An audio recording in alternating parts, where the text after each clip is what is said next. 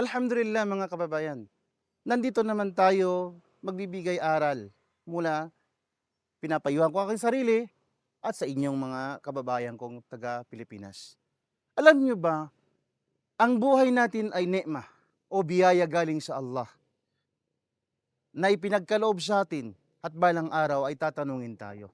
Alam mo, kapatid sa Islam o kababayan, masarap mamuhay sa mundong ito kung wala kang galit at wala kang kinakaingitan.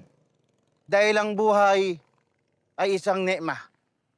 At ito ang pinakamainam na tao na humaba ang kanyang buhay at naging mabuti ang kanyang mga gawain. Sinabi ng propeta Muhammad sallallahu alaihi wasallam, "Khairun nas man tala umruhu wa hasuna amaluhu. Wa syarrun nas man tala umruhu wa sa'a amaluhu." Sinabi ng dakilang propeta Muhammad sallallahu alaihi wasallam, ang pinakamainam na tao ay umaba ang kanyang edad dito sa mundo at naging mabuti ang kanyang gawain. Pero opposite naman, ang pinakamasamang tao, humaba ang kanyang buhay paninirahan dito sa mundo at naging marahas, naging masama ang kanyang mga gawain.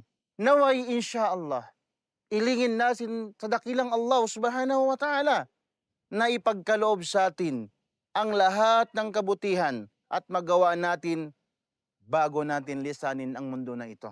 At mapabilang tayo sa mga taong mainam sa paningin ng dakilang Allah subhanahu wa ta'ala. Hanggang dito na lamang. Salamat. Assalamualaikum warahmatullahi wabarakatuh.